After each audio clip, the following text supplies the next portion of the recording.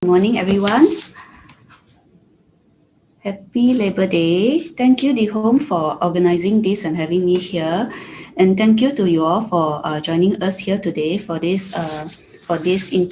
interested in this topic and keen to find out more about OCD, whether it's for yourself or for your loved ones. Or purely just to increase your knowledge. It's good to see you all here. Everyone is welcome. I hope that by the end of this talk, you will get more knowledge about OCD and will benefit from it. So let's start now.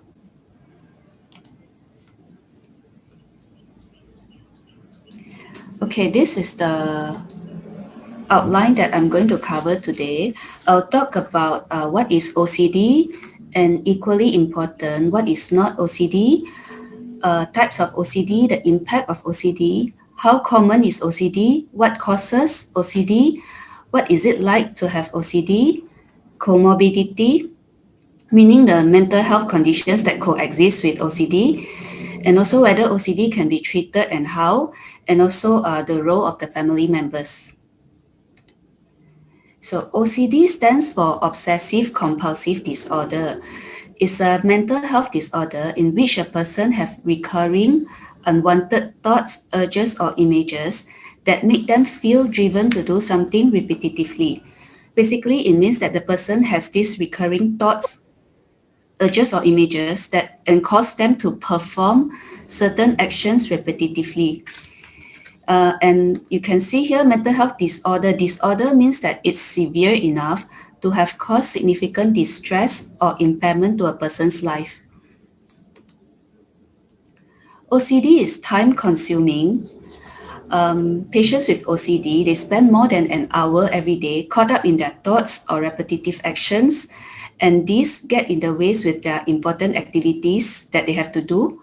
So it disrupts their daily life. It causes severe distress to them. And many people with OCD, they actually suspect that their obsessions or compulsions are not logical. So they know that it's not reasonable, but they can't help. They have to keep doing it. So they feel extremely tired. There are two parts of OCD. So we have obsession and also compulsion. So we have to understand what each of these means to understand OCD better. So let's look at obsession. Obsession means recurrent and persistent thoughts, urges, or images that are experienced. They are intrusive and unwanted, means that these unwanted thoughts, image, and urges keep coming to a person over and over again. And these patients, they know that these thoughts, they are the product of their own mind, but they are excessive and not reasonable, means they don't make sense at all to the patients, and they cause a lot of anxiety or distress. Here are some examples about what obsessions are. So fear of getting contaminated by people or the environment, disturbing violent or sexual thoughts, extreme concern with order or symmetry, fear of blurting out obscenities, means in certain situation, the patient feel that afraid that they cannot control themselves and suddenly lose control and blurt out some obscenities in the public. Or doubt that the door has been locked or the stove has been turned off. So do some of these sound familiar to you? Actually, bear in mind that most people, we have unwanted intrusive thoughts from time to time. So for example, we occasionally have thoughts about contamination causing illness, or we wonder if we forgot to turn off the stove, or maybe put our family's life at risk. So this is actually quite common and doesn't mean that you have OCD. For people without OCD, we can have the thoughts, we feel concerned for a while, we might go and check for once, but after that we can leave this behind and we move on and go and carry out our important activities to live our life as usual. But for people with OCD, these obsessional thoughts, they keep coming frequently, repetitively, and it triggers extreme discomfort or anxiety. And these obsessions get in the way to our day-and-day functioning. So what is compulsion? It means repetitive behaviors or mental acts that the individual feels driven to perform in response to an obsession. Meaning because of the obsession, then the patient has to perform certain acts to reduce the anxiety caused by the obsessions. So compulsions aims to neutralize, counteract, or make the obsessions go away. Compulsions actually do bring some kind of relief to the distress caused by the obsessions, but bear in mind this relief is only temporary. And compulsion is also time consuming and it gets in the way of important activities. Some examples of compulsions: excessive or ritualized hand washing, showering, repeated cleaning of household objects, arranging things in a particular way, repeatedly checking locks or switch, counting in certain patterns. So these compulsions, they are done in intention to reduce the anxiety caused by obsessions. Individual with OCD, they feel driven to carry out these activities that they would rather not to have to it. So it's not pleasant at all. They feel that they have to do it. Actually, they don't want to do it. So remember, not all repetitive behaviors are compulsions. You have to look at the context of the behavior. For example, if you're a librarian and you arrange the books repetitively following the orders, it doesn't mean that you have compulsion. So this is OCD cycle. You can see that people with OCD, they got caught up in this OCD cycle. They have obsessional thoughts, and then which cause them to have a lot of anxiety feeling. And as a result, they feel that they have to do some compulsive act to reduce this anxiety. And after they do this compulsive behaviors, it brings them some temporary relief, so they feel better. But remember, it's only for a short while, and soon enough, the obsessive thoughts will come again, and this cycle will repeat.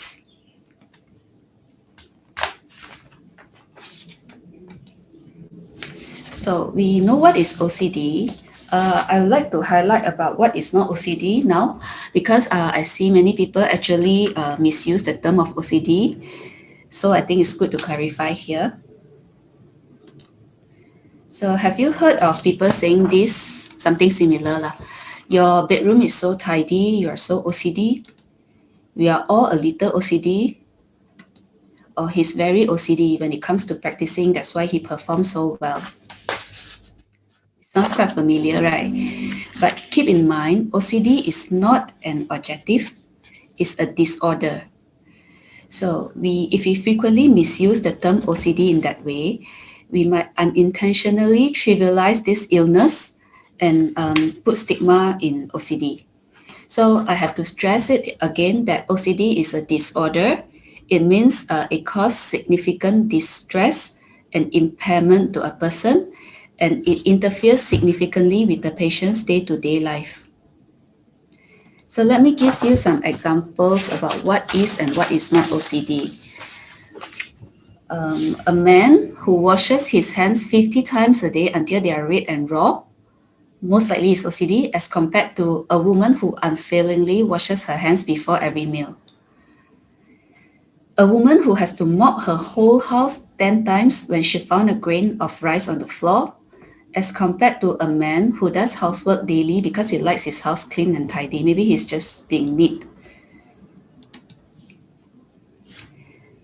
And OCD, a student who has to read each page in his textbook 15 times before he can move on to the next page, versus a musician who practices a difficult passage over and over again until it is perfect. And for here, a woman who locks and relocks her door for an hour every day before going to work, as compared to a woman who double checks that her apartment door and windows are locked each night before she goes to bed. So this one is just being cautious, want to be safe. As compared to this one, you can see it. The patient has to do it repetitively, and it is very time consuming. So I hope you have an idea about the differences. So next, let's move on to the types of OCD, or sometimes we call it the themes, the OCD themes. Actually, there are many themes or types of OCD. I will go through a few more common ones, but bear in mind that this is not all of it. And in one particular individual with OCD, the types can change throughout their life, and some people can have more than one types of OCD. So first, checking. The obsession here is to prevent harm or damage, and the compulsion is to check. So checking the stove, making sure it's off, checking the door lock, for examples. A few examples: often repetitively seek reassurance if something bad has may have happened to a loved ones, or repeatedly recall past events to make sure that they did not cause any harm to someone, or checking the door locks, windows, alarms to make sure they are secure, checking stove knobs, water taps, house lights repeatedly, checking a car handbrakes, checking if the car is locked, or retracing roads to check for signs of accidents. So they drive from one point to one destination, but they feel that they need to go back and drive the whole road again just to make sure that they haven't caused any accidents. Rereading text over and over again to make sure text is taken in correctly, or make sure that they don't miss out anything important. Checking valuable items, so checking in the bag, making sure that the wallet and phone is there, and checking like this every 5 minutes, for example. So why do people check repetitively is because usually they have a heightened sense of responsibility to check, because for them, otherwise if anything happen, then they will feel very guilty or irresponsible. They feel irresponsible for not checking enough, so they feel that they need to check to make sure everything is okay. So of course it's very time consuming. It causes a person to be late for school, work, social occasions, or appointments. So, for example, the person actually leave the house on time for the meeting, but because he or she has to check whether the door is locked and spend 1 hour checking that, then as a result, the person is late for the meeting. Damage to the objects that are constantly being checked, and we can see that all these affect a person's ability to hold jobs and have good relationship. Second type, contamination. The obsession here is contamination, and the compulsion is to clean, to wash, or to avoid the place or people or things that they think is contaminated. So usually for us, when we see with our eyes that things are clean, we usually take it as they are clean already. But for people with OCD, with contamination problem, most of the time they need to feel that the things are clean more than just by seeing. So the things might appear very clean already, but they still feel that they need to clean it repetitively until they feel that it is clean enough. So some example is that they are afraid to touch the doorknobs, or they wash their hands excessively. So the example, basically anything that the person thinks is dirty lah. So they fear or avoid public toilets, door handles, for example, and avoid shaking hands with people. But of course, now it's a COVID period, so we are all very cautious in terms of contamination. So it's quite normal if we take extra steps to protect ourselves. But again, whether it's OCD or not, it goes back to the definition of OCD, the disorder part, and its impact on the individual that I've mentioned before. And the more severe one, they are worried about money being contaminated. So if they think that the money looks dirty, they might even discard off the money. Or some people, they are afraid of outside air. They feel that the air in their house is cleaner, so they avoid going out. Or if they go out, then when they return home, they feel the need to strip off their clothes before entering their house. And again, this is very time consuming. It is often accompanied by rituals of washing until they feel they are clean. And it can cause dry skin, bleeding. It causes a person to avoid certain places, people, or objects. And as a result, it affects a person's ability to hold job and have good relationships. Next, we look at symmetry and orderliness. The obsession here is to ensure everything feels just right. The compulsion is the need to have everything lined up symmetrically just right. Examples, all canned food items facing the same way. So just now, if you watch the video just now, so all the labels have to face the same direction. Books and CDs line up in order. Having everything spotless, no marks on windows and surfaces. In this context, it's not about contamination, but it's about neatness. And also anxiety that something bad may happen if items on the desk are not in even number, for example. And also evening up behavior, meaning, for example, if you knock the door, then you have to knock it in even number. So twice, 4 times, 6 times, 8 times. If you knock 3 times, then you have to go and knock again. Or when you bite a food, you bite 4 times on the right, then you have to bite 4 times on the left to make it balanced.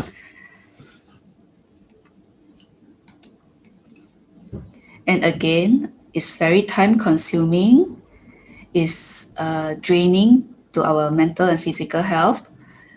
People with this type of OCD, they avoid social contact at home to prevent order being disrupted. They don't like people in their house. And it affects a person's ability to hold job and have good relationships as well. Next type, intrusive thoughts. This one, usually they don't involve any compulsions, but there can be. So it is unpleasant, repetitive thoughts that are often horrific and repugnant in nature. It usually don't involve specific immediate compulsions. It causes extreme distress because the patient feel that the very idea that they are capable of having such thoughts in the first place is horrifying for them. But little do they know that they're actually least likely to act out this behavior, the thoughts, because they find the thoughts so repugnant that they go to great length to avoid them or preventing them from happening. Some examples, violent intrusive thoughts or sexual intrusive thoughts. So violent, like they have these obsessive thoughts or images that they carry out violent acts against their loved ones or other people. For example, harming children, killing innocent people, or stabbing someone. Or sexual intrusive thoughts, they worry that they might unintentionally cause sexual harm to someone. For example, being sexually attracted to their own family members or children, or thoughts about touching someone inappropriately. These thoughts are not voluntarily produced, but because they have this thought, they label themselves as bad people. Because they believe that by having this thought means they are capable of acting on it, and they feel very ashamed, and it's very difficult for them to seek help because they feel that if they seek help, then people might think that, oh, how come you have this kind of thoughts? They will be labeled as a bad people. So they also avoid public places or come into close contact with people that may trigger such thoughts. So you imagine maybe some parents, they have intrusive thoughts about harming their children. They actually love their children a lot, but because of this thought, they feel so worried that they might actually carry out the thoughts and harm the children. So they distance themselves from their children. So you can imagine how distressing this is. So they will think that they are actually a bad person, label themselves, but it's actually not true. And another types of intrusive thoughts is religious intrusive thoughts, sometimes referred to as scrupulosity. So people with this kind of intrusive thoughts, they are worried that they will scream blasphemous words in religious setting. They have to recite their prayers in a certain way, or certain phrases must be said over and over again. And when they pray, if they happen to have one intrusive thoughts, bad thoughts occurring, they believe that it will cancel out the values of their religious activities. So they constantly analyze and question their own faith. And also this places immense strain on their beliefs and prevents them from deriving peace from their religion.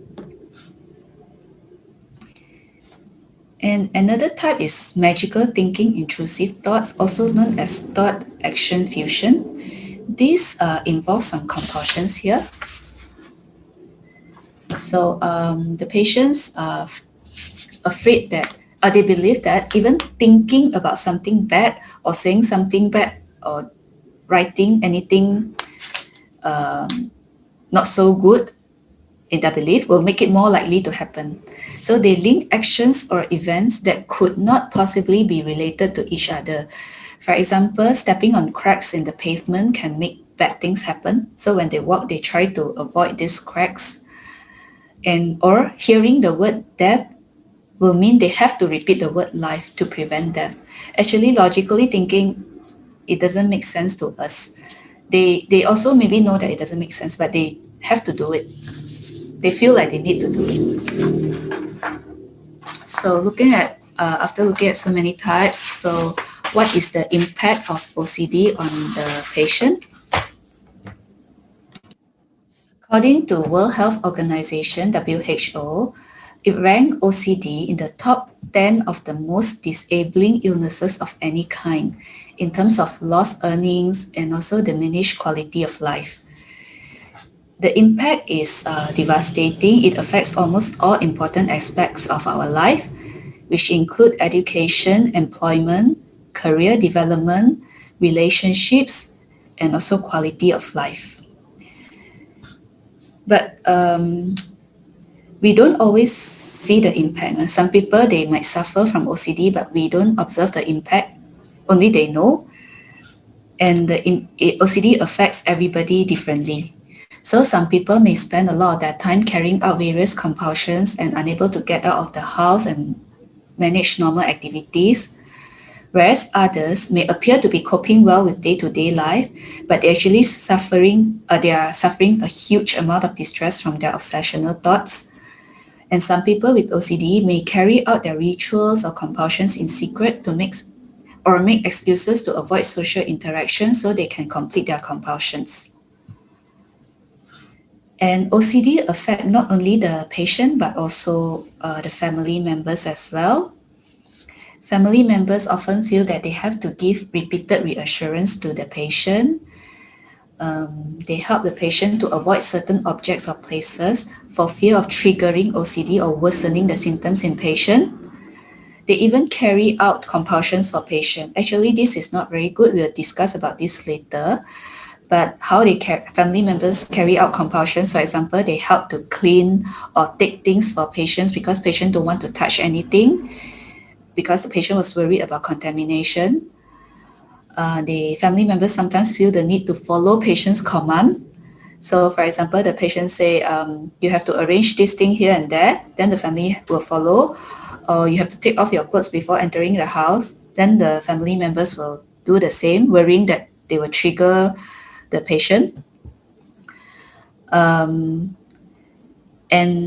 there's actually a significant amount of caregiver burdens on these family members, especially for family members of patients with more severe OCD. How common is OCD?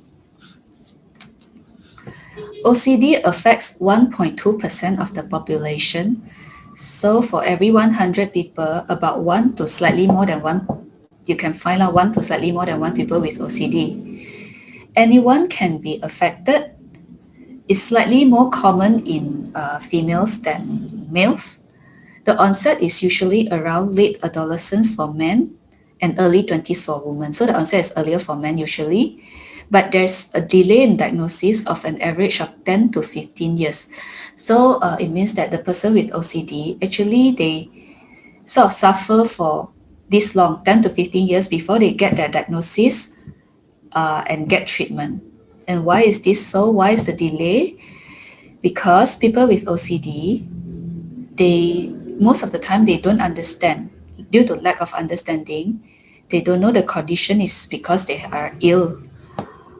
And partly also because they feel embarrassed and guilty. So they feel embarrassed about having these symptoms, so they don't go and seek help. So they hide their symptoms. Or they don't know where to seek help sometimes.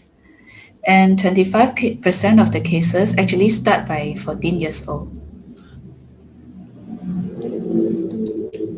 What causes OCD? There's no definitive cause, so not one cause. There are plenty of theories surrounding the potential causes of OCD. We don't know the exact cause, but what we know is that there's no single cause, but it involves a number of contributing factors. Let's look at biological factors. Genetic factors. A person with OCD is 4 times more likely to have another family members with OCD than a person who does not have the disorders. So there are dozens of potential genes candidates suggested by researchers, but they are still they fail to identify any consistent gene responsible for OCD. And at the same time, we know that there are many people still with OCD, and the family members actually don't have OCD. So we know that genetic is not the whole story. Secondly, chemical imbalance in the brain. Serotonin, if some of you know, serotonin is one of the chemicals in the brain, one of the many chemicals in the brain that sends messages between brain cells. So serotonin is thought to be involved in regulating many activities, including anxiety, memory, sleep, and so on. And it is believed that some of the people with OCD, they actually have a deficit in serotonin. So their serotonin level is low. And when we give medication to increase this serotonin level, their OCD symptoms improve. So hence, this theory that serotonin is one of the contributing factors to OCD symptoms. Thirdly is a faulty brain circuitry. So brain circuitry is how the brain cells are connected to one another, and how information in the brain is the pathways that the information travels in our brain. So when this circuitry is faulty, it's believed that it will cause OCD symptoms.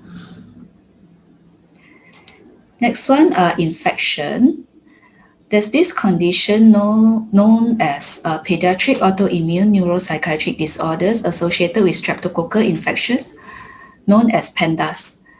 This condition happens only in child or adolescents.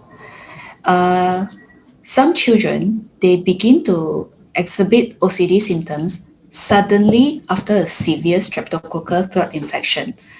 This streptococcal throat infection trigger immune response that generates antibodies in the child's body, and this antibody react with certain part of their brain and give rise to OCD symptoms. In pandas, right, the relationship between the streptococcal infections and the onset of the OCD is very close. Next, psychological factors. Firstly, behavioral theory. So, compulsive behaviors are believed to be a form of learned avoidance. As we know, just now we talked about the OCD cycle. We know that obsessions leads to an increase in anxiety, and compulsions bring some kind of relief, although it's temporary, but it does bring some kind of relief. So behavioral theories say that people learn that the compulsion will reduce the anxiety in that way. So they keep on doing the compulsion, and as a result, they have more and more obsessions, and they do more and more compulsions. Cognitive theory. According to this theory, everyone has intrusive thoughts from time to time. For us, sometimes when we have intrusive thoughts, we can just dismiss it. But for people with OCD, when they have intrusive thoughts, it's very important to them. The thought is so important, they cannot just dismiss the thoughts. They misinterpret the thoughts. They overestimate the threat. So they believe that the things are actually riskier than they are, and they have an inflated sense of responsibility. They believe that whenever they have the thoughts, they believe that they are responsible for preventing harm to self or others, and they must take action to prevent the risk from really happening. So even if the level of danger is assessed to be very low by the person with OCD, so means they know it's very unlikely to happen, but they still think that, oh, there's still a chance. So they have this heightened sense of responsibility, and they need to carry out the compulsion. Another psychological factors are psychoanalytic psychoanalytic theory. This theory it says that unconscious conflict or discomfort experienced during childhood can give rise to OCD symptoms in the future. So basically, it means that what a person experienced during childhood shapes their current behavior. And next, environmental factors. Stress and traumatic life events have been associated with an increased risk of developing OCD, but actually these are not the cause to have not thought to have caused OCD, but they precipitate OCD in someone who is already vulnerable to have OCD. So looking at all these theories, for any given person, remember a number of factors are involved. It's the combination of various theories or factors that eventually give rise to OCD in an individual. So no one single cause. We have learned about OCD, symptoms, types, causes. So what is it really like? How does it feel like to have OCD? Maybe I give you the following example can give you a rough idea. So again, according to the cognitive theory, people with OCD, they have two common beliefs, right? They overestimate the threat and they have inflated sense of responsibility. For people with OCD, what they worried about seems very likely to happen. The intrusive thoughts is very likely to happen. 0.01% of risk feels as likely to happen as a 99% of risk. So with this, they feel that it's their responsibility to act or to prevent the possible risk from occurring, and they should act just in case. So 0.01% of risk, I also should act just in case, despite knowing that they are being overcautious. So let's look at just a scenario. In the class, a professor discussed about OCD with her students. So she highlighted that our thoughts are not magical. So what we think cannot make things happen. For example, if we think that we're going to win a lottery, doesn't mean that we will win the lottery. And basically everybody agrees, right? So basically we agree that what we think about when we think about something or we say about something, we write about something does not make it come true. She then asked the student to write down the name of a loved one on the paper, and then below that further add a statement about something horrific happening to that person. If you were one of the people there, could you do it? And when you have to do that, how would you feel? You take a while to think about this.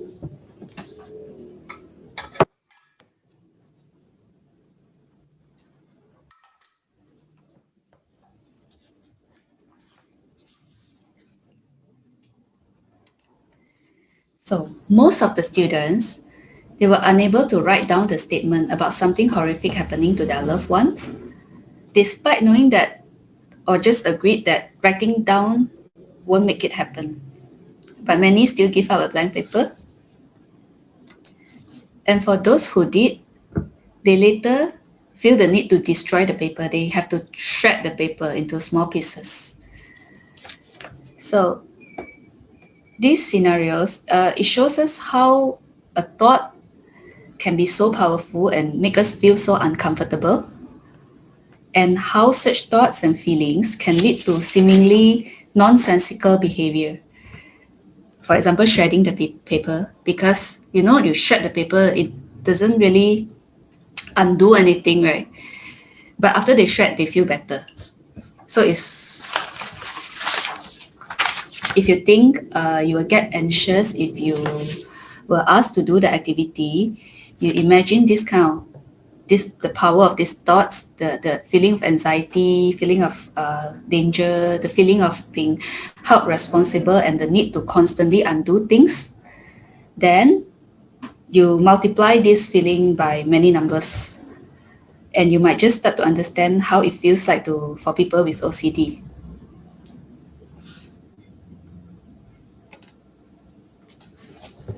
So now let's talk about comorbidity. It means conditions that frequently coexist with OCD. So most of the time, or many times, OCD is not the only diagnosis in a patient. Anxiety disorder is quite common in people with OCD. Anxiety disorders include generalized anxiety disorder, panic disorder, social phobia, and etc. Up to 70% of people with OCD, they also have anxiety disorder sometime in their life. Major depressive disorder is also quite common. About 40% of people with OCD, they have depression. Why? Because as we discussed earlier, OCD is it causes so much distress, it's so time consuming, it affects the person so significantly in all aspects of their lives. So it's not so uncommon that they feel depressed about it and a bit helpless sometimes. 30% of people with OCD are found to have obsessive-compulsive personality disorder, tic disorder, body dysmorphic disorder, trichotillomania means hair plucking, is also common. And in people with schizophrenia, about 12% of them have OCD.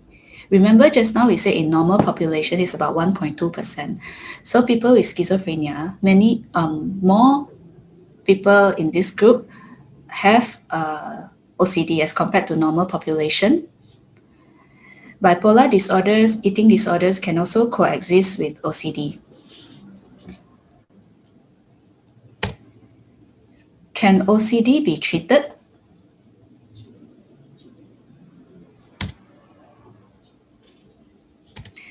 Majority of people will benefit from treatment. But keep in mind there's no quick fix. The treatment takes time. We have to be patient about it. So treatment of choice for OCD is a form of psychotherapy known as cognitive behavioral therapy, CBT. 75% of people with OCD, they are significantly helped by CBT. CBT is a short-term, structured form of psychotherapy focused on present. We rarely talk about the past. It helps patients to explore and understand alternative ways of thinking and challenging patients' belief through behavioral exercises. This is the concept of CBT. So for CBT, our thoughts, emotions, and behaviors, they are all interconnected. The therapy works on alternative way of thinking. So help patient to think alternative ways of thinking, challenge the patient's belief, and if the thought is altered or improved, it's believed that the emotions and behavior will follow, the improvement will follow in emotions and behavior. So for patient with with OCD, CBT will challenge the belief that they are responsible for any harm if they do not perform the compulsions. So with CBT, there will be this belief will be challenged, like is it true, and guide the patient in that direction. So an example for you, a new mother standing by a window may have the thought that, would I be capable of throwing my baby out of the window? The thought just comes suddenly, it's intrusive. Many people, we might also have the thought sometimes, but we would dismiss the thoughts, thinking that, oh, it's a strange thought. Where did that come from? Oh, maybe because I watched the movie yesterday. It's the scene from the movie. Sometimes we can just dismiss it that way. But for people with OCD, the belief that this thought is very important, and having the thought is morally equivalent of doing it. So they feel that I'm such a horrible mother for having such a thought. If I can have the thought means I'm capable of doing it. They think that way. So with CBT, the mother will be helped to challenge the thoughts and explore more suitable alternatives of responding to this kind of intrusive thoughts.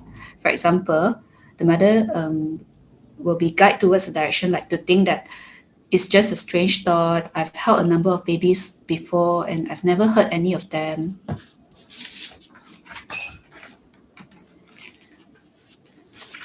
Some psychologists or therapies focus on this part of CBT, but not so much on the cognitive part. this behavioral part of CBT, a type of CBT is known as exposure response prevention, ERP. It is also very an effective treatment for for OCD. So it encourages patients to face their fears and let obsessive thoughts occur without performing compulsion. Through repeated exposures, patients will realize that when avoiding compulsions, when they don't do the compulsions, when they have obsessions, the anxiety will increase, but it's only temporary and then it will decrease. So patients will realize it's not necessary to engage in the compulsion for the anxiety to go away. Over time, they learn to respond differently to the trigger. And as they don't do so much of compulsion, the frequency of compulsions reduce, the intensity of obsessions will also decrease.